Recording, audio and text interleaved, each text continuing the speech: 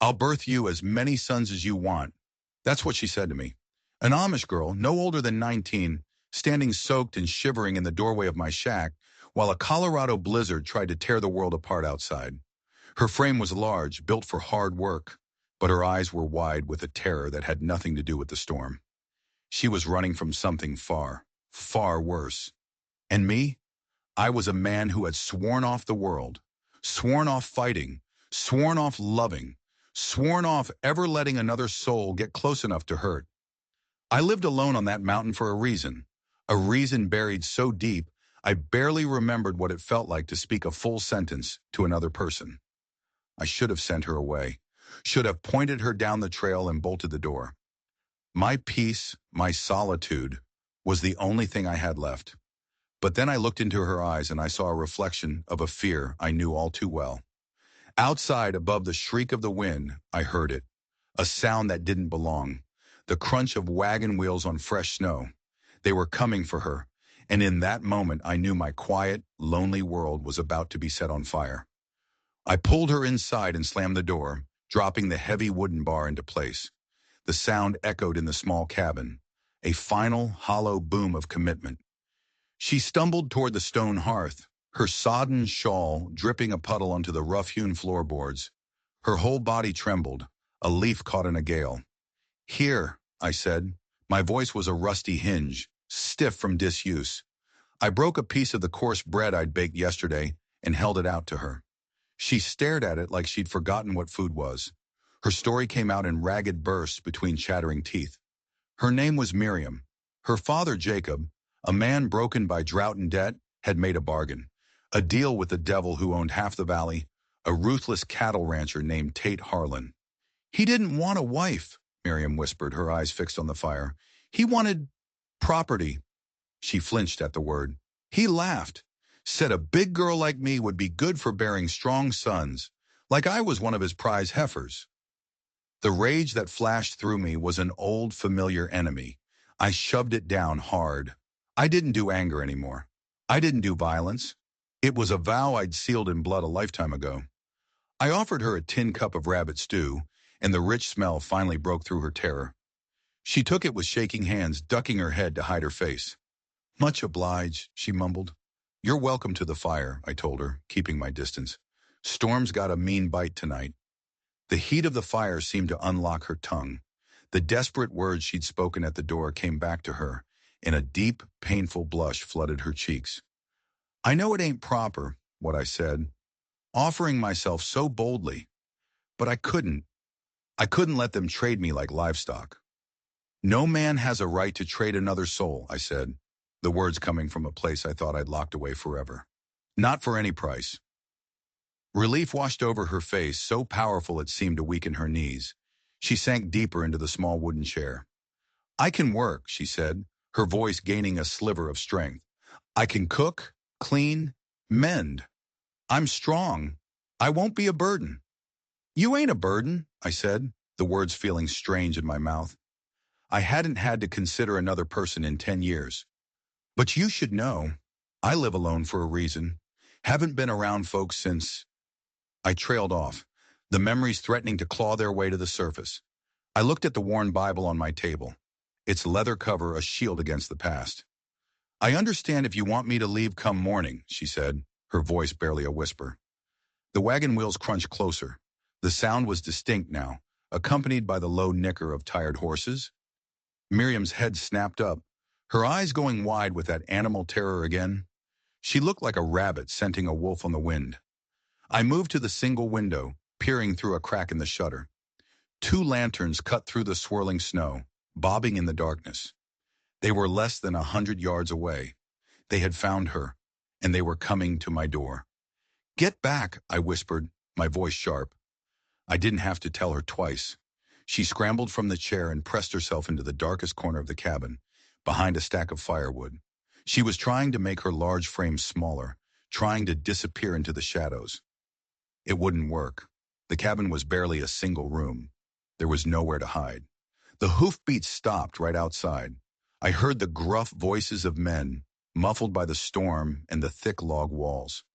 My heart, a slow and the steady drum for a decade, began to pound against my ribs. I had built this life of solitude to avoid this exact moment, a moment of confrontation, a moment where a choice had to be made. My eyes flickered to the rifle mounted above the door, a long Kentucky rifle, well-oiled and ready, my father's gun. I hadn't touched it in 10 years, not since the day I swore my vow.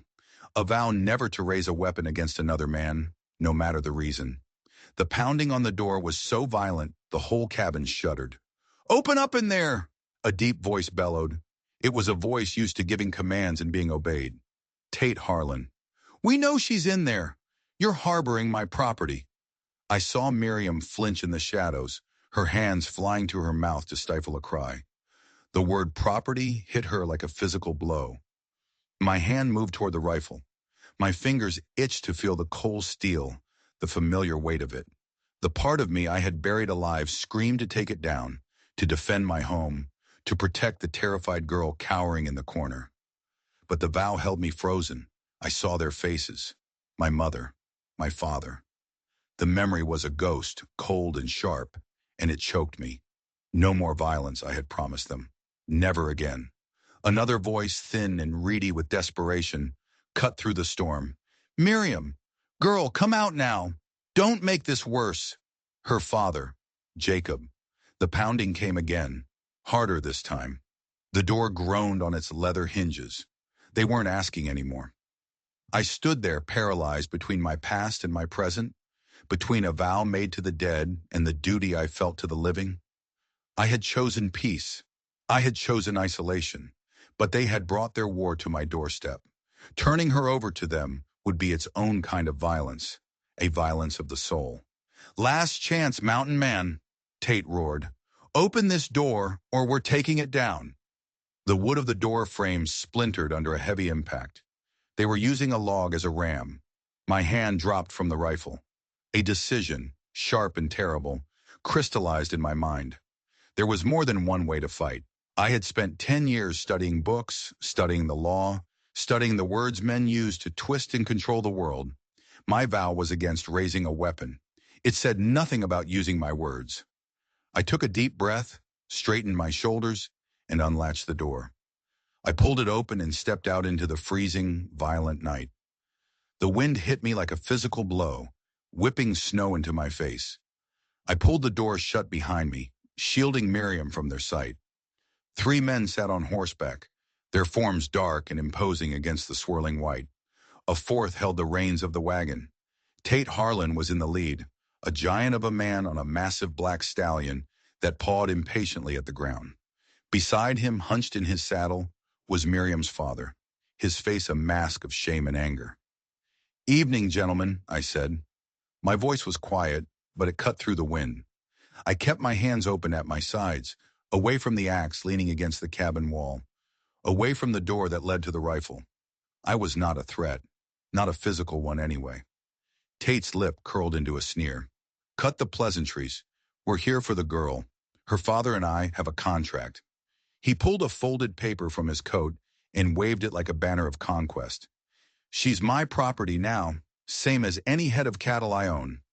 Inside the cabin, I knew Miriam could hear every word. I could almost feel her terror radiating through the thick log walls. "A person ain't property," I replied, my tone mild. "Not in the eyes of the Lord, and not in the eyes of the law of this territory." "Don't you dare preach to me, you scripture-quoting hermit," Tate spat. "This is a legal matter. You're interfering." I shifted my weight, planting my feet firmly in the snow.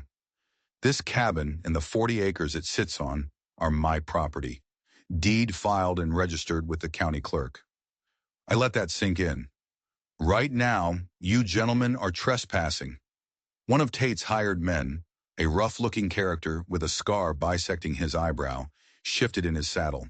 His hand drifted towards the pistol on his hip. "You threatening us?" "Stating a fact," I said calmly. "Sheriff Morton doesn't take kindly to armed men threatening a homesteader on his own land, especially not after dark." Tate laughed, a harsh, ugly sound. "You think that tin badge fool scares me? I've got half the county council in my pocket. I am the law in this valley." "Maybe so," I conceded, "but the letter of the law is still the letter of the law. And right now you're breaking it. You can ride away peacefully, or I can ride into town tomorrow and file a formal complaint. Your choice. The tension in the air was so thick I could taste it. It was a high-stakes bluff. I had no idea if the sheriff was an honest man or not, but Tate didn't know that. He only knew that involving the official law was messy and unpredictable, even for a man of his influence. I watched Miriam's father. Jacob hadn't said a word. He wouldn't meet my eyes. He just stared at the pommel of his saddle, his shoulders slumped in defeat. But then he glanced up, just for a second, and his eyes met the cabin door. It wasn't a look of anger. It was a look of pure, gut-wrenching terror. As if the real monster wasn't Tate, but something else entirely. Something he was terrified Miriam would discover. What was he so afraid of? After a long, silent moment, Tate spat into the snow. "This ain't over, mountain man," he snarled. "I'll be back, and I'll have the law with me.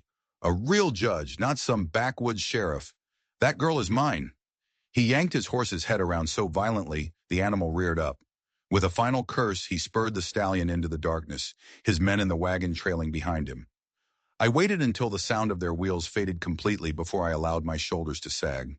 My hands were trembling, not from cold, but from the adrenaline and the strain of holding a decade of rage in check. When I stepped back inside, Miriam was standing in the middle of the room, tears streaming down her face. "I'm so sorry," she whispered. "I never meant to bring this kind of trouble to you." "It's not your trouble anymore," I said, moving to the hearth to add a log to the fire. My hands needed a simple, familiar task. "It's ours." The word hung in the air between us. Ours. It was the first time in 10 years I had shared anything with anyone. "But they'll be back," she said, wringing her hands. "With a judge. They'll make me go." "We'll face tomorrow when it comes," I told her. But as she finally drifted into an exhausted, troubled sleep on a pallet near the fire, and I took my watch in the chair, I couldn't stop thinking about the look on her father's face. It wasn't just about debt. Tate Harlan didn't have a hold on Jacob Stoltzfus. He had a leash, and I had a sinking feeling that I had just grabbed the other end of it. The storm broke before dawn, leaving the world hushed and buried in a thick blanket of white. The silence felt heavy, full of unspoken questions. Miriam woke with a start, her eyes darting around the cabin as if expecting to find Tate Harlan standing over her. "They're gone," I said softly. "You're safe." She nodded, but the fear didn't leave her eyes. It had found a permanent home there. As she helped me make coffee, her movements were stiff and careful. She was a guest in my home, an intruder in my solitude, and we were both acutely aware of it. "You said you know the law," she said, her back to me as she stared out the small frosted window.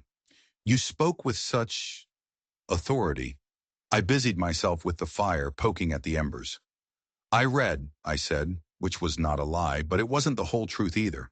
"My father, he wasn't always like this," she said, her voice distant. "Before my mother passed, before the drought, he was a good man, a man of God. He used to say our worth came from the Lord, not from the judgment of men. But the debts, they twisted him into something I don't recognize." She turned from the window, her gaze direct and searching. "This isn't just about money, is it? The way Tate spoke, the way my father looked. There's something else." She was smart, perceptive. She saw the rotten core beneath the surface of things. It was a dangerous quality to have in a place like this. "Best not to trouble yourself with it," I said, my tone sharper than I intended. "We have enough to worry about." Her face fell, and she turned back to the window, chastened. I felt a pang of guilt. It wasn't her fault. The secrets were mine, not hers. Secrets I had to keep to stay alive. Later that day, while Miriam was outside shaking out the blankets, I gave in to a compulsion I hadn't felt in years. I pulled the heavy iron-strapped chest out from under my cot. It was the only thing I had brought with me from my former life. The only thing I hadn't burned. I lifted the lid. Inside, nestled amongst a few faded garments, were the books. Not the simple Bible and almanacs I kept on the table, but thick, leather-bound volumes. Commentaries on the laws of England. A treatise on the law of obligations. Precedents of pleading. Beneath them was a small, velvet-lined box. My hand trembled as I opened it. Inside lay a faded daguerreotype, a man with kind eyes and a strong jaw, a woman with a gentle smile, and a young boy no older than 15, standing stiffly between them. My family, the Boones. A name I hadn't used in a decade, a name that had been wiped from existence by fire and blood. A floorboard creaked behind me. I slammed the lid shut, my heart leaping into my throat. Miriam stood in the doorway, her eyes wide, fixed on the chest. She had seen. I didn't know how much, but she had seen the books. She had seen the photograph. "Who are they?" she whispered, her gaze locked on the chest. "That's not your family. Not the ones you told me about." My blood ran cold. I had never told her my family's name. I had never told her anything other than that they were gone. How could she possibly know? Her eyes lifted to meet mine, and there was no fear in them now, only a terrifying, impossible certainty. "The woman," Miriam said, her voice shaking. She wears a locket, a silver locket, shaped like a dove." My mind reeled. It was a detail so small, barely visible in the faded photograph. "When I was a little girl," Miriam continued, her voice dropping to a whisper, "my mother had a friend, a woman from the East who married into the valley. She was kind to us.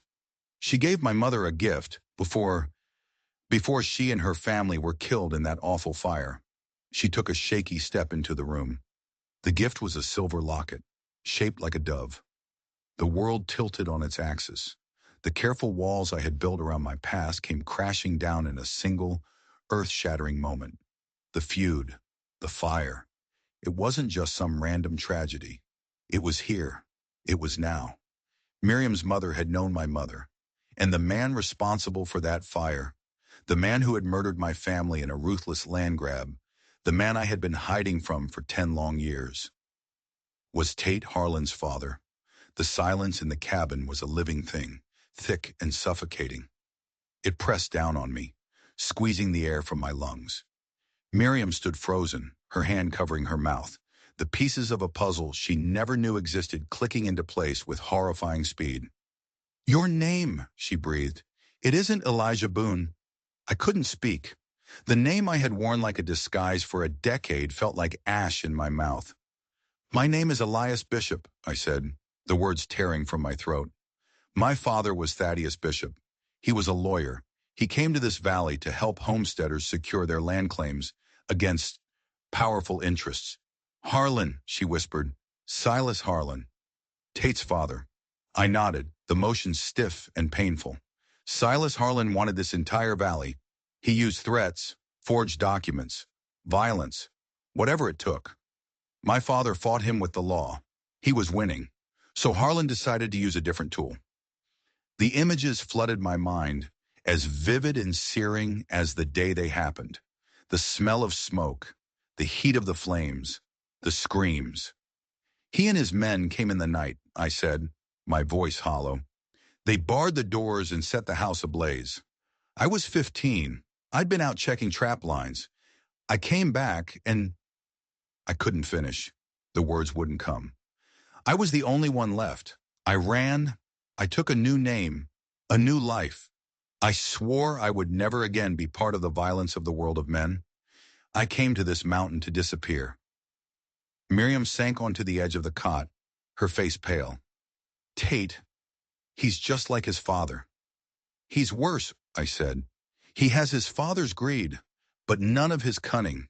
He's a brute who thinks his name and his money make him invincible." And now it all made a terrible kind of sense. Tate's obsession with Miriam's family land, which adjoined what used to be my family's property. The debt bond, likely another of his father's tactics. His absolute certainty that he could act with impunity. He had inherited not just his father's land, but his father's sins. And I, Elias Bishop, the last surviving witness to those sins, had just stepped out of the shadows and directly into his path. "He can't know who you are," Miriam said, her voice urgent. "If he finds out—" "He won't," I said. "There's no one left alive who would recognize me. I was just a boy." But even as I said it, a cold dread settled in my stomach. I had made a critical error. In the heat of the confrontation, I had quoted a specific legal precedent regarding trespassing after dark. It was an obscure point of territorial law, something a simple mountain man would have no reason to know. But it was a favorite argument of my father's, something he might have used against Silas Harlan in court. Had Tate recognized it? Was it possible the son had heard stories of the father's old legal battles? We didn't have to wait long to find out. 2 days later, the sound of horses brought us both to the cabin door. It wasn't Tate this time. It was Sheriff Morton, and he had 2 armed deputies with him. The sheriff was a big man with a florid face and eyes that were too small and too close together. He didn't bother with pleasantries. He unrolled a scroll of paper with a flourish. "Elijah Boone," he said, though his eyes were fixed on Miriam. "I have a warrant here for the arrest of one Miriam Stoltzfus." "Arrest?" I stepped in front of Miriam. "On what charge?" "Absconding from a legal labor contract," the sheriff said, a smug little smile playing on his lips. "Signed and witnessed. Mr. Harlan has filed a formal complaint. The girl is bound to him. By running, she has broken the law." This was a new insidious twist. He had bypassed the civil claim and gone straight for a criminal charge. It was a tactic designed for speed and intimidation. "You can't be serious," I said. "This is a civil matter, not a criminal one." "Not according to Judge Hargrove," the sheriff said, tapping the warrant. "He signed it himself this morning. Now step aside. We're taking the girl in." The deputies moved forward, their hands on their pistols. "No," Miriam cried out from behind me. "You have no jurisdiction here," I said, my mind racing, searching for a legal foothold. "The warrant gives me all the jurisdiction I need," the sheriff sneered. "It seems you're not as smart about the law as you think you are, mountain man. Mr. Harlan mentioned you had a surprising grasp of legal theory, made him curious, made him do some digging." My blood turned to ice. He knew. Tate knew. Or at least he suspected enough to change his attack. "Now for the last time," the sheriff said, his voice dropping to a growl. "Step aside." His deputies drew their guns. This was it. The moment I had dreaded for 10 years. Violence was at my door, wearing the smiling face of the law. My vow held me paralyzed. My mind screamed legal arguments, but they were useless against drawn pistols. I had no moves left. They were going to take her, and there was nothing I could do to stop them. The click of the hammers being cocked on the deputies' pistols was the loudest sound I'd ever heard. It was the sound of the end. My carefully constructed world of peace was about to shatter. They would take Miriam, and I would be left with nothing but the echoes of my own failure. But then a new voice cut through the tension. "Sheriff, what in God's name is the meaning of this?" Reverend Matthews, the town preacher, was riding up the trail on his sway-backed mare. He must have been making his rounds to the outlying homesteads. He slid from the saddle, his face a mixture of confusion and concern. "Just upholding the law, Reverend," the sheriff said, not taking his eyes off me. "This is a criminal matter." "Criminal?" The Reverend looked from the warrant in the sheriff's hand to Miriam's terrified face. "I know this family. I know Jacob Stoltzfus. He is a man of God. This smells of Tate Harlan's bullying, not justice." "The judge disagrees," the sheriff said flatly. "My hands are tied." The preacher looked at me, then at the drawn guns, and a deep sigh escaped his lips. He was a good man, but a cautious one. I could see the conflict in his eyes.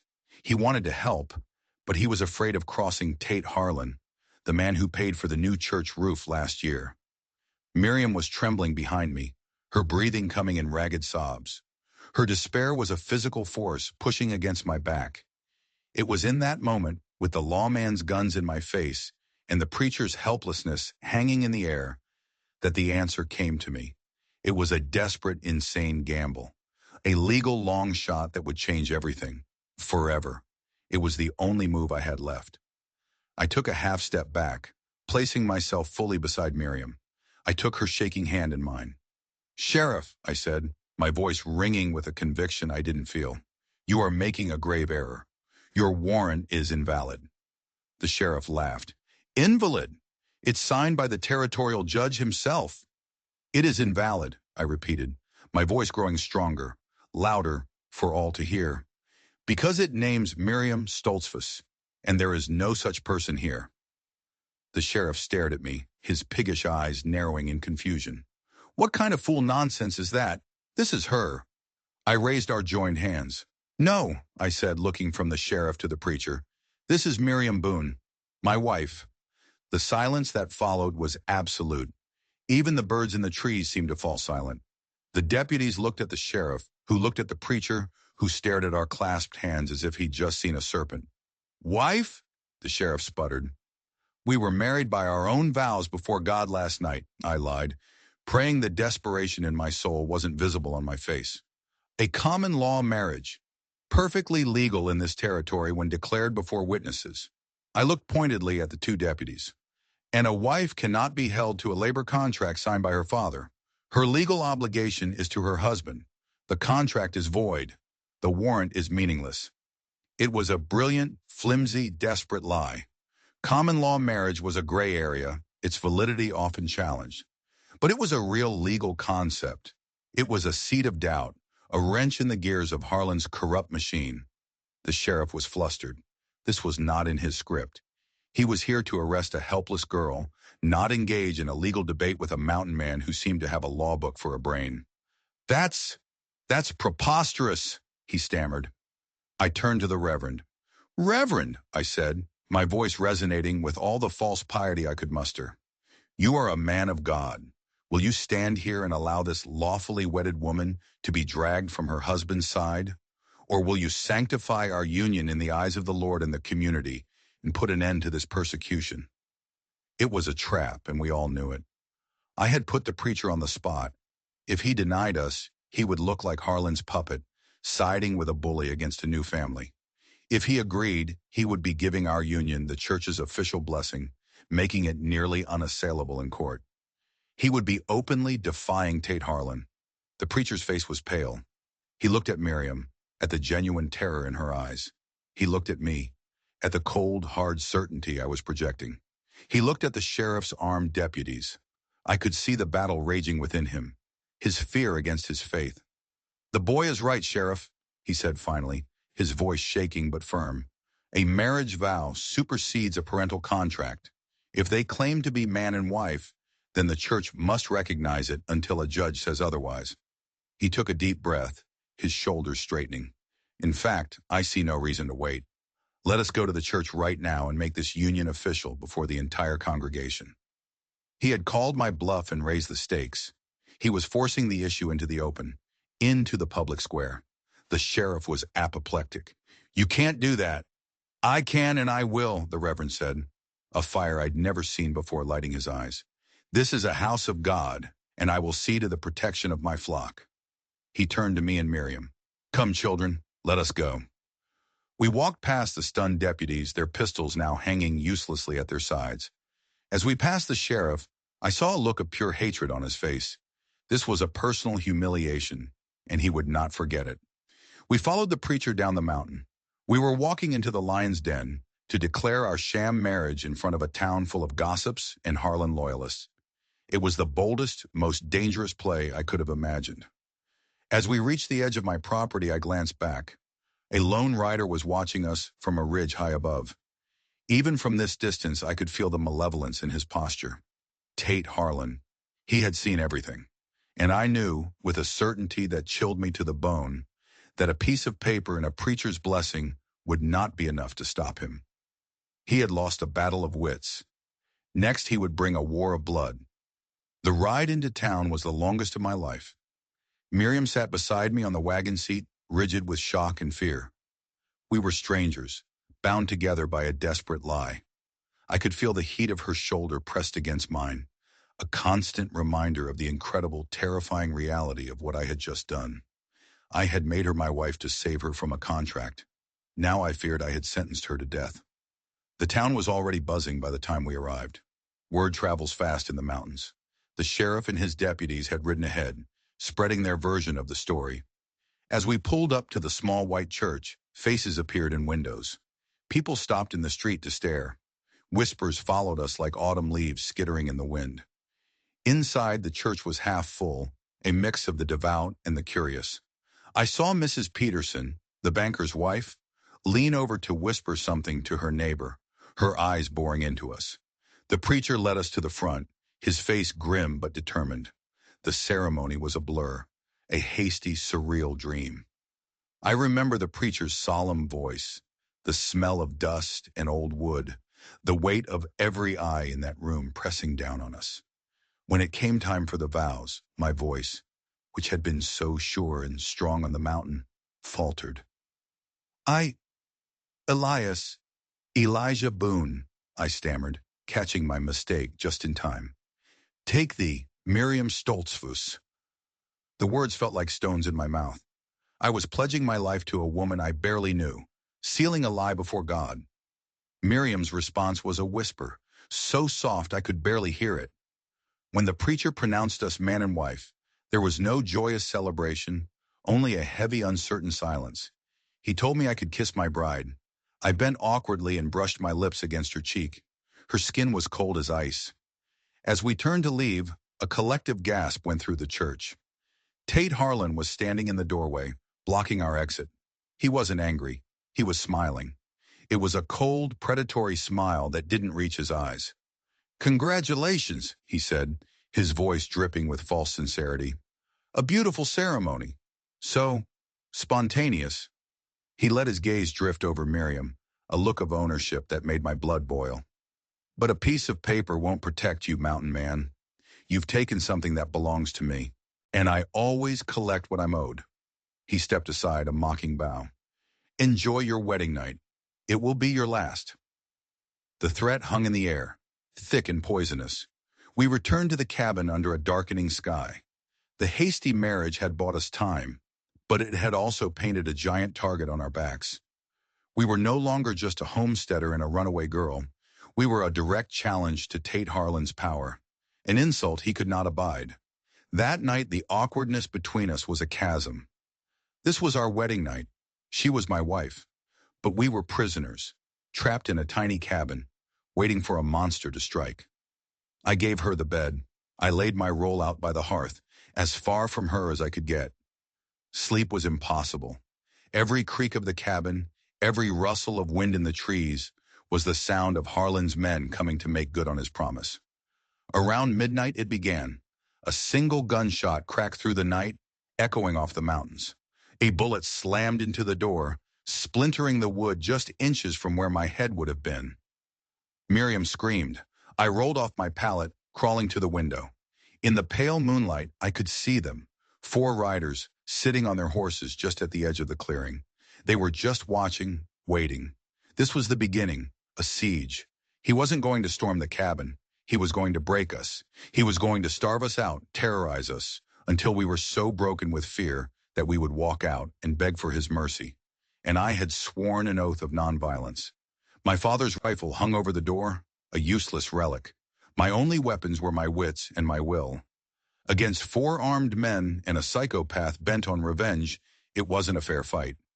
Another shot rang out. This time it wasn't aimed at the cabin. It was aimed at the small lean-to where I kept my old mule. The animal screamed in pain and terror. They weren't just trying to scare us.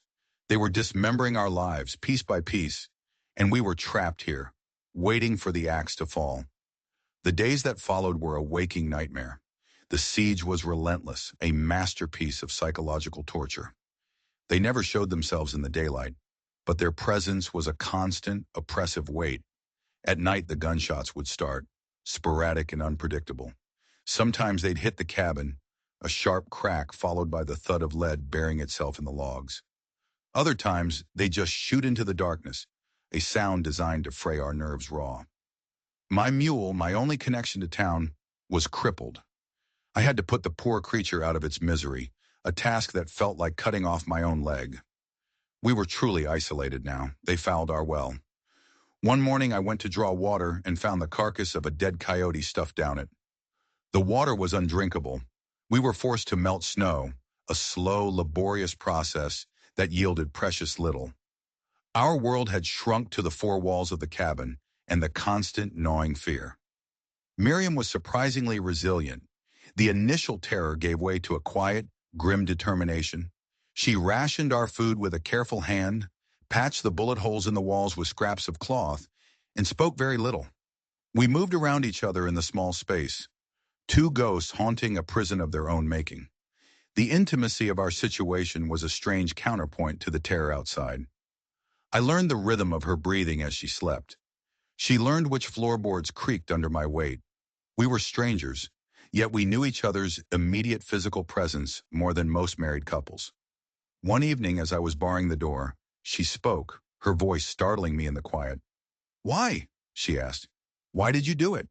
Lie for me. Marry me. You could have just turned me over to them." I stared at the heavy wooden bar in my hands. "When I was a boy," I said, my voice low, "I saw what happens when good people do nothing. I watched an entire town look the other way while Silas Harlan stole and bullied and burned his way to power. I promised myself, if I ever had the chance to stand up, to be the one who didn't look away, I would." "Even if it costs you your life?" she whispered. "My life was already over," I said, turning to face her. "I was just a ghost, waiting to fade away. This, this is the first time in 10 years I felt alive." A strange look passed over her face, something I couldn't quite decipher. The next morning, Miriam fell ill. It started with a cough, a dry hacking sound. I dismissed it as a consequence of the cold and the stress. I made her willow bark tea, but it did no good. By noon, she was shivering violently, even huddled by the fire. A fever took hold, bright and fierce. Her skin was burning to the touch. This was no ordinary sickness. It came on too fast, too violently. Fear, cold and sharp, pierced through my exhaustion. I went to the well, despite knowing it was fouled. I needed to see. I lowered a bucket, and when I pulled it up, it wasn't the coyote that caught my eye. It was the water itself. It had a faint, oily sheen to it, and tied to the well rope, nearly invisible, was a small sprig of dark, waxy leaves. I recognized it instantly. Wolfsbane, aconite, a potent, fast-acting poison. My mother, an herbalist, had warned me of it as a child. It induced fever, paralysis of the heart, a painful, agonizing death. They hadn't just fouled the well. They had poisoned it. We had been drinking tainted snowmelt for days. Harlan had grown tired of his game. He had decided to end it. Miriam moaned from the bed, her breathing growing shallow. The poison was in her. It was in me. My mind raced. The doctor was in town. An impossible journey. Even if I could make it, I'd be shot before I cleared the first ridge. We were going to die here. A slow, feverish death, just as Harlan planned. I stumbled back to Miriam's bedside, my own body starting to feel the first tremors of the poison. My head was light, my heart pounding erratically. She was delirious, muttering in her native Pennsylvania Dutch. Her words were a jumble, but a few broke through the feverish haze. "Father, the barn, under the third stall, the ledger." "Ledger? What ledger?" Her eyes fluttered open, unfocused and glassy. She looked at me, but I don't think she saw me. "He has to hide it," she whispered, her voice a dry rasp. "Tate can't find the book. All his sins, all his father's sins, they're all in the book." And then I understood. The leash, the hold Tate had over her father. It wasn't just debt, it was blackmail. Jacob Stoltzfus, a quiet man of God, had been keeping a record. A secret ledger detailing every crime, every land grab, every act of violence the Harlans had committed in this valley for 2 generations. That ledger was the key. It was proof. It was the one thing that could bring Tate Harlan down. And it was the reason he couldn't let Miriam live. She knew it existed. My own vision was starting to swim. A cold sweat broke out on my skin. The poison was working faster than I'd thought. I looked at Miriam, her life fading before my eyes. I looked at the useless rifle on the wall. Harlan had beaten me. He had used a weapon I had no defense against. But as I sank to my knees, my body giving out, a memory surfaced. My mother walking through the woods, pointing out plants. "Everything in nature has a purpose, Elias," she had said. "For every poison, God provides an antidote nearby." An antidote. There was one. A plant that grew on the high, rocky ledges of the mountain. It was rare, hard to find. A small purple flower called stonecrop. It was dangerous in its own right, but in the right dose, it could counteract the effects of wolfsbane. It was a slim chance, a desperate hope. I had to get to that ledge. I had to fight through the poison racking my own body, get past Harlan's men who were watching my every move, and bring back a flower. I looked at Miriam's pale face. Her breathing was barely a whisper. I didn't have a choice. I had to try. My body was a battlefield. The poison was a fire in my veins, making my muscles tremble and my vision blur at the edges. Every beat of my heart was a painful thud against my ribs. But the image of Miriam's face, pale and still, was a lash driving me forward. I couldn't go out the door. Harlan's men would be watching. There was only one other way out. The stone chimney. It was a tight squeeze, a rough vertical climb I hadn't attempted since I was a boy. But desperation is a powerful fuel.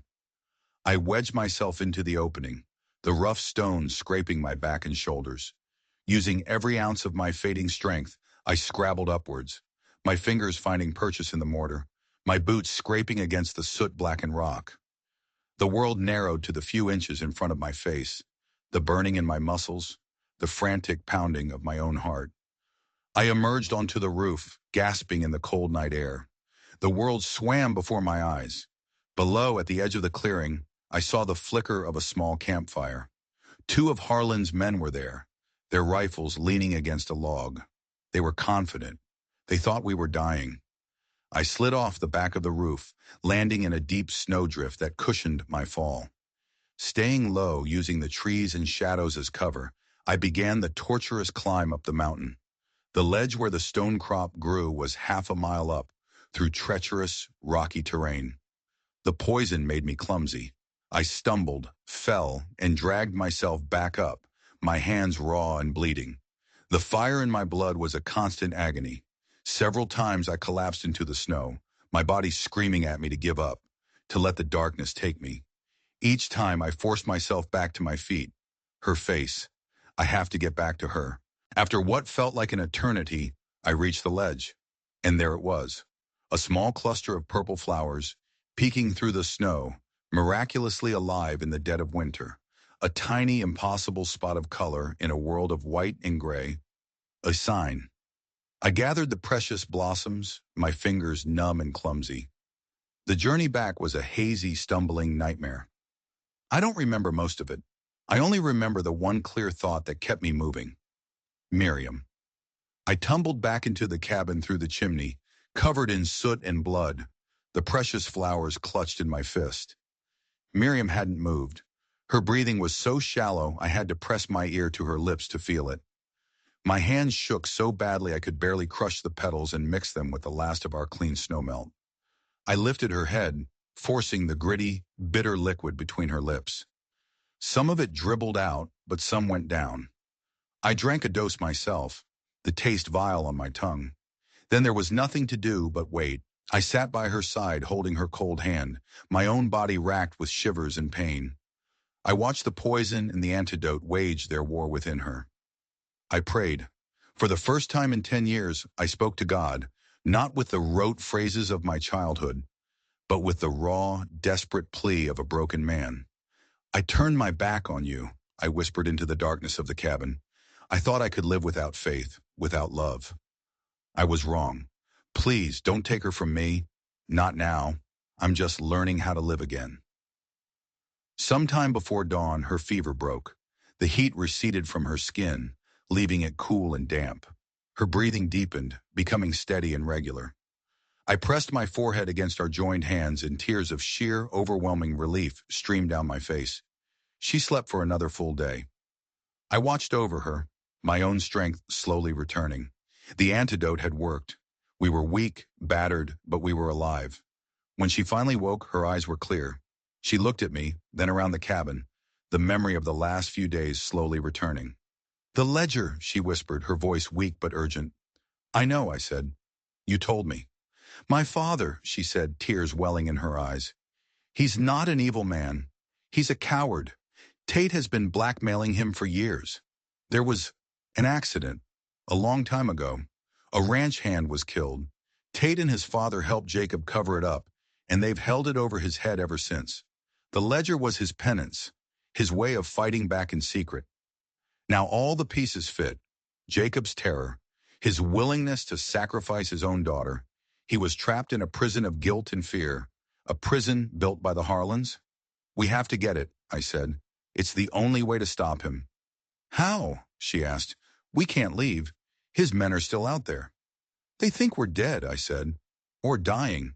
That gives us an advantage. But you're right, we can't fight them. Not with guns. I looked around the cabin, my eyes falling on the books in my chest. Commentaries on the laws of England. My father's tools. My tools. Harlan had brought the fight to my mountain. Now I would take it to his. We're not going to fight him with guns, I said, a new cold resolve hardening my voice. We're going to bury him with the law. I had a plan. It was audacious. It was dangerous.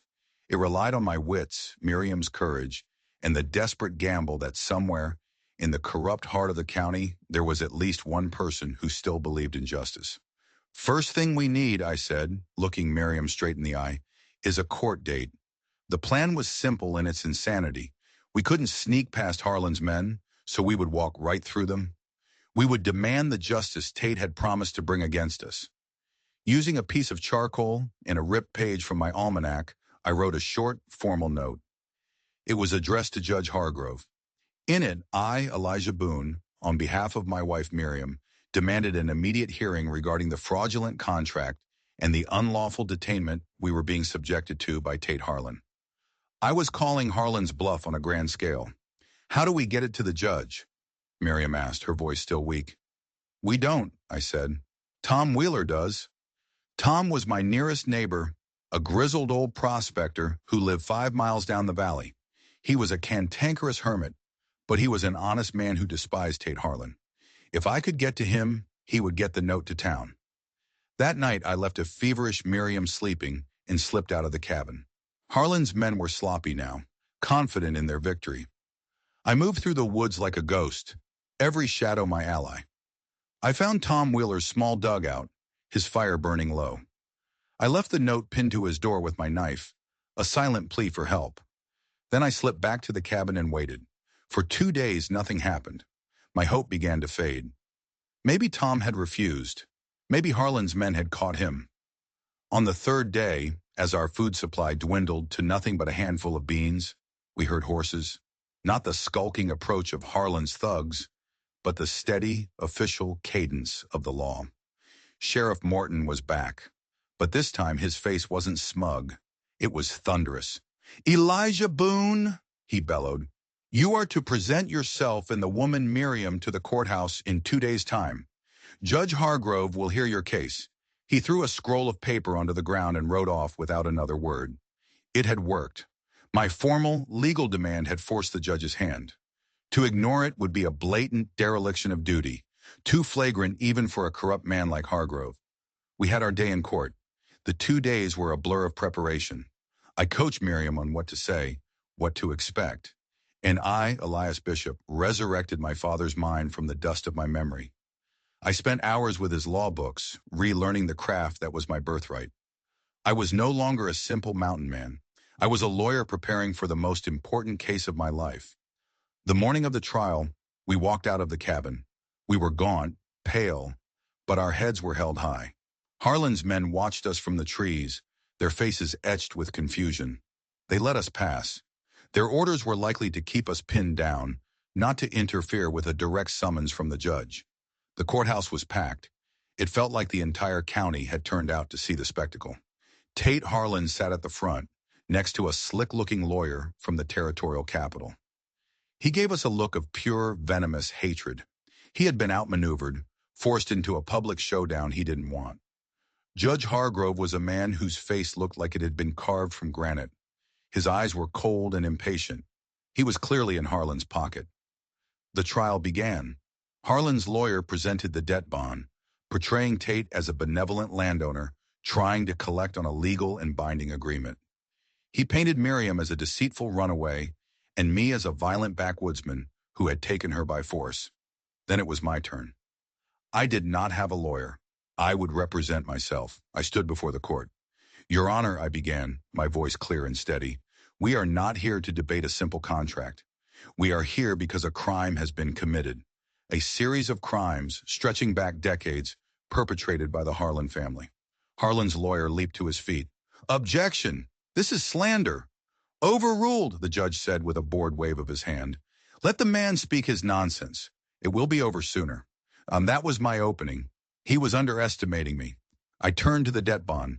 This document, I said, holding it up for all to see, is a forgery. A gasp went through the courtroom. The paper is aged, the ink is faded, I continued, my voice ringing with the authority of my father. But the forger made one critical mistake. He used the term in perpetuity, a legal term that was not adopted by this territory's statutes until 1875. This document is dated 1874. It is an anachronism, a legal impossibility, a fraud. The courtroom erupted. Harlan's lawyer was speechless. Tate's face was purple with rage. I had caught them in a lie, a provable, factual lie in front of the whole town. Judge Hargrove banged his gavel. Order! Order! But his composure was cracked. I had backed him into a corner. But Tate Harlan was not done. He was a cornered rat, and he was about to bite. He's lying, Harlan roared. That contract is real, and I have a witness who will swear to it. He pointed a trembling finger to the back of the courtroom. Call Jacob Stoltzfus to the stand. Miriam gasped beside me. Her own father. Jacob shuffled to the witness stand, his eyes downcast. He looked like a man walking to his own execution. Mr. Stoltzfus, Harlan's lawyer said, did you or did you not sign this contract, pledging your daughter to Mr. Harlan in exchange for the clearance of your debts? Jacob swallowed hard. He risked a glance at Miriam, his eyes full of pain and shame. Then he looked at Tate Harlan, at the cold, murderous promise in his stare. Yes, Jacob whispered, his voice cracking. I signed it. It is real. The air went out of the room. Miriam let out a small, wounded cry. Her own father had betrayed her, condemning her with a lie on the stand. It was over. My brilliant legal gambit had been destroyed by a father's cowardice. The judge leaned forward, a grim smile on his face. He was about to rule. Harlan had won, but he had forgotten about my witness. Your Honor, Miriam's voice rang out, clear and surprisingly strong. My father is lying. He is being blackmailed, and I have proof. She stood, her gaze sweeping the stunned courtroom. For 15 years, my father has kept a secret ledger, a record of every crime Tate Harlan and his father have committed in this valley. I know where that ledger is hidden. It is buried under the floorboards of the third stall from the left in my father's barn. She turned and looked directly at the sheriff. Go and get it. You will find all the truth you need right there. The courtroom was chaos.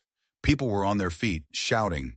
Judge Hargrove hammered his gavel, his face a mask of fury, but no one was listening. All eyes were on Miriam. This timid Amish girl had just thrown a bomb into the center of the proceedings. Tate Harlan was ashen. He lunged to his feet, screaming, She's lying! It's a trick! But it was too late. The story was too compelling, too specific. The seed of doubt had been planted, and it was taking root in the minds of everyone present. Then a voice of unexpected authority cut through the noise. That sounds like a verifiable claim to me. All heads turned. Standing near the back of the courtroom was a tall man in a plain suit, a man no one had paid much attention to. He stepped forward, and his quiet presence seemed to command the room. U.S. Marshal Elias Vance, he said, flashing a badge. I'm in town on an unrelated matter, but this has become very related. Sheriff, I believe the young lady has made a reasonable request. I suggest you go and retrieve this ledger she speaks of. Sheriff Morton looked from the marshal to Tate Harlan, his face slick with sweat. He was caught between his master and a federal lawman. The marshal's authority trumped his own. He had no choice. Court is in recess until this evidence can be retrieved and examined.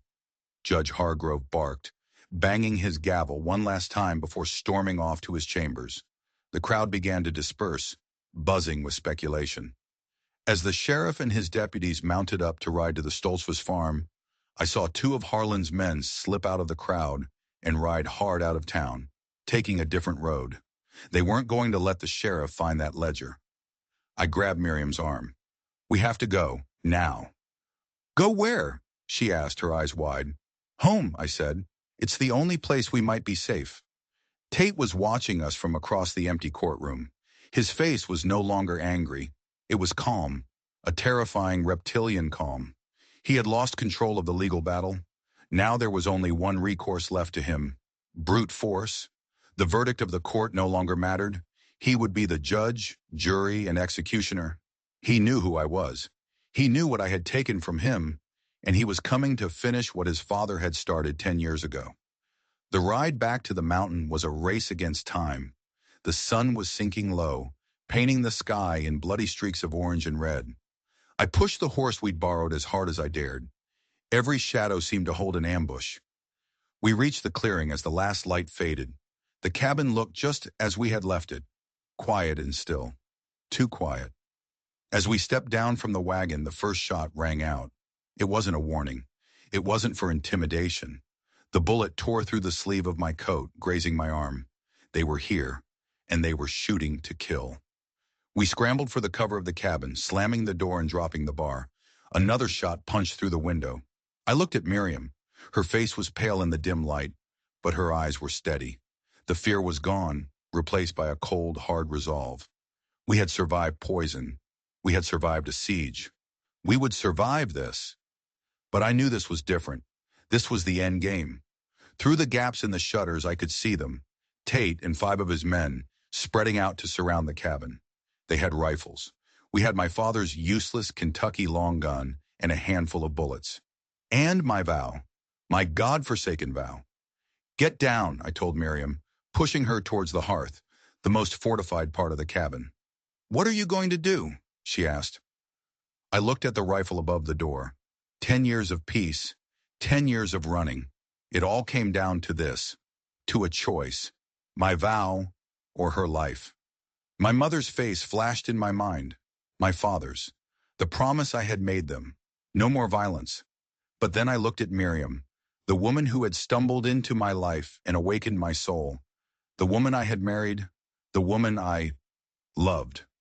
I realized it with a sudden, gut-wrenching clarity. I loved her, and I would not let him take her. My vow was not about nonviolence. It was about not becoming a monster like them, protecting the innocent, defending the helpless. That wasn't violence. That was justice. I reached up and took the rifle from the wall. The weight of it was familiar, comfortable. A part of me I thought was long dead came roaring back to life. Stay here, I said to Miriam. My voice was different, harder. It was the voice of Elias Bishop, son of Thaddeus, and I was done running. A barrage of bullets slammed into the front of the cabin. They were getting impatient, readying for a final assault. I checked the rifle. It was loaded. I had powder, ball, and a few caps. Enough for a handful of shots against 6 men. The odds were impossible, but they didn't know this mountain like I did. They didn't know its secrets, and they didn't know who they were truly dealing with. Tate Harlan had come to my home to kill a ghost. He was about to find out that ghosts can bite back. The world outside the cabin door was a vision of hell. Harlan's men were using the trees for cover, their muzzle flashes stabbing the darkness like angry fireflies. Bullets ripped through the walls, sending splinters of wood flying through the air. This wasn't a fight I could win with a single-shot rifle from inside a wooden box. I had to change the battlefield. Miriam, I said, my voice low and urgent. The floorboards, near the hearth, the big one. She looked at me, her eyes questioning, but she didn't hesitate. While she worked the loose board with a knife, I returned fire through a window slit. I wasn't aiming to hit. I was aiming to keep their heads down. The roar of the old Kentucky rifle filled the cabin, a sound of defiance. The floorboard came up, revealing a dark, earthen hole. It was a root cellar, barely big enough for a few sacks of potatoes, with a narrow tunnel leading out the back of the cabin foundation.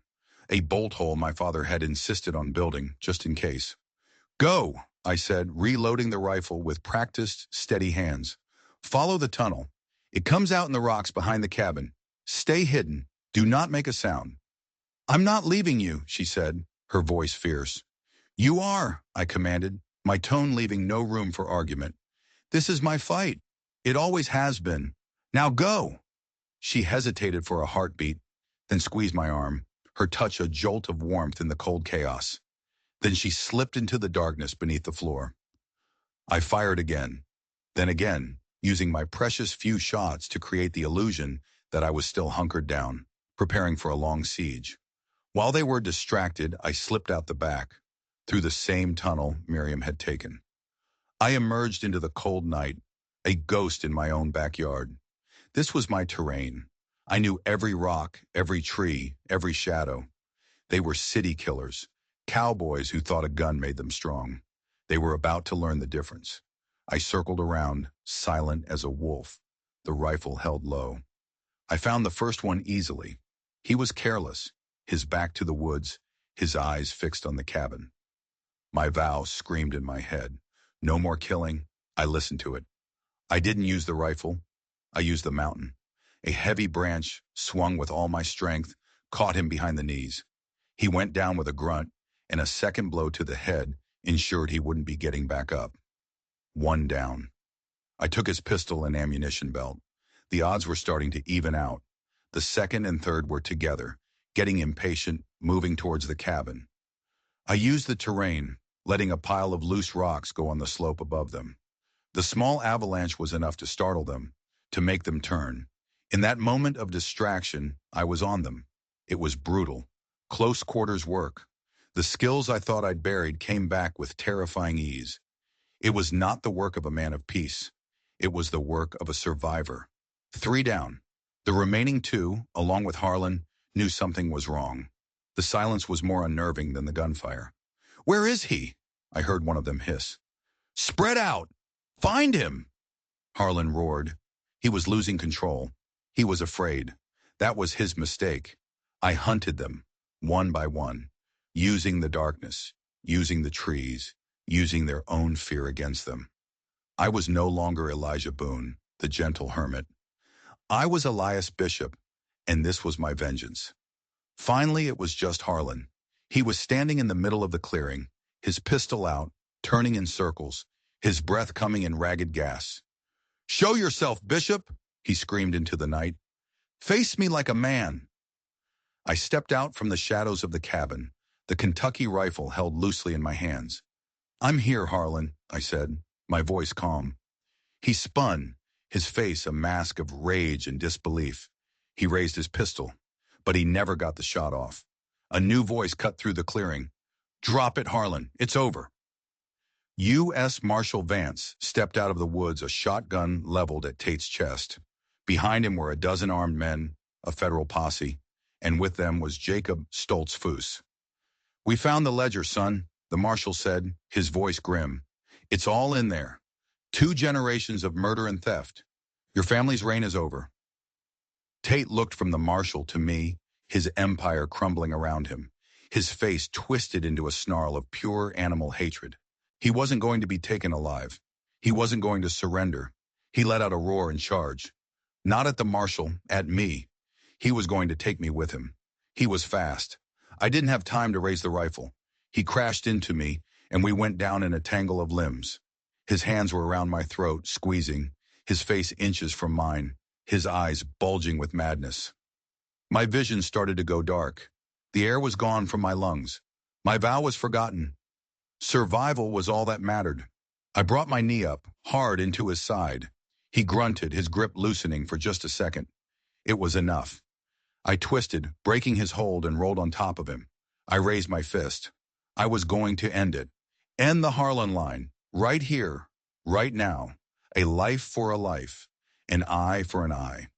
And then I saw her. Miriam was standing at the edge of the clearing, her face illuminated by the posse's lanterns. Her eyes weren't filled with triumph. They were filled with fear. Not fear of Harlan. Fear of me. Fear of what I was about to become. And in that moment I saw the truth. Killing him wouldn't be justice. It would just be more violence. It would make me the monster. I would win the fight, but lose my soul. My vow wasn't just a promise to the dead.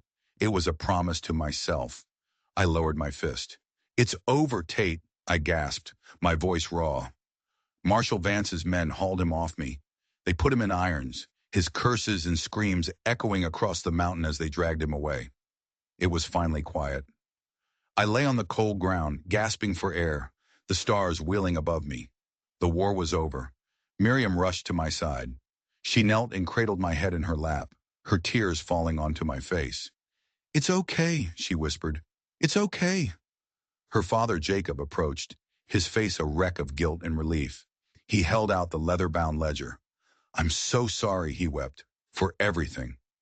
I looked from the book to Miriam's face, and then to the foundation stones of the new house we had started to build. A foundation for a future I never thought I'd have.